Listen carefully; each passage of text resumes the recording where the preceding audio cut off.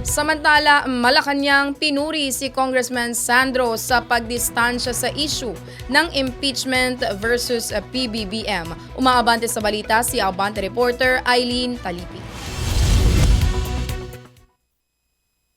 Hinangaan ng Malacanang ang ginawang pagdistansya ni Congressman Sandro Marcos sa magiging aksyon ng mababang kapulungan ng Kongreso sa lahat ng impeachment complaints laban kay Pangulong Ferdinand Marcos Jr. Ayon kay Palace Press Officer Atty. Claire Castro, ipinakita ng kongresista ang pagiging disente nito at pagiging statesman sa ginawang pagdistansya sa reklamo sa kanyang ama sa kanyang kapasidad bilang House Majority Leader. Ipinakitaan niya ni Congressman Marcos ang kanyang karakter na siyang nararapat lalo na at sariling ama nito ang inireklamo ng impeachment. Dalawang impeachment complaints laban sa presidente ang isinumite sa House Committee on Justice itong Lunes. Tiniyak naman ni Castro na susunod ang Pangulo sa proseso habang tuloy lang ang kanyang pagtatrabaho para maisulong ang mga programa at proyekto ng gobyerno.